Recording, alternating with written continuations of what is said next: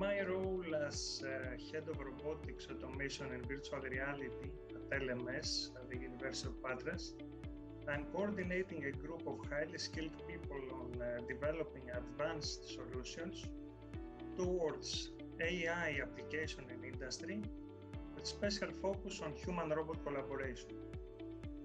Our team is looking into how production processes in the factory of today can be transformed by employing robotics, virtual and augmented reality technology.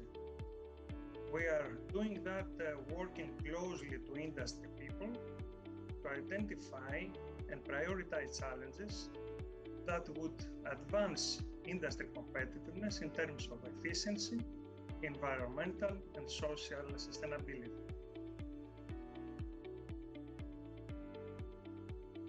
VAT manufacturing has had always as in its core the support towards industry and has paid special attention to SMEs.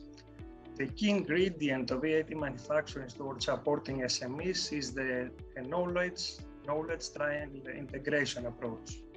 According to this approach, VAT manufacturing provides access to innovations with SMEs having access to new manufacturing technologies, and this aims to waive the lack of knowledge barrier of SMEs. Second, VAT manufacturing provides access to funding for proof of concept and to validate innovation, and that would help with waiving the reluctant to invest barrier of SMEs. A third dimension of VAT manufacturing is that it provides access to innovation and it helps to address the issue of lack of skilled personnel of SMEs. VAT manufacturing here provides a set of services and facilities called teaching and learning factories, which facilitate the aspects of education and training for SMEs. Finally, VAT manufacturing provides access to a pan-European manufacturing community that engages key stakeholders for the innovation and the industrial ecosystem.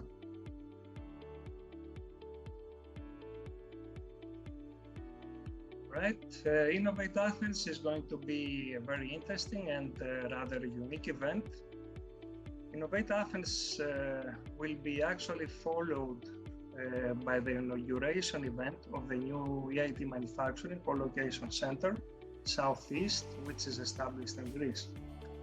Another point is that high-level stakeholders and experts will be discussing on how digital production and more modern AI solutions can help European industry become more efficient and increase competitiveness, and at the same time contribute to environmental and social sustainability. The event will offer insights from key stakeholders coming from the European Commission and national authorities, as well as innovative corporates, innovators and startups. Altogether, that would contribute to Europe stepping ahead in the global scene.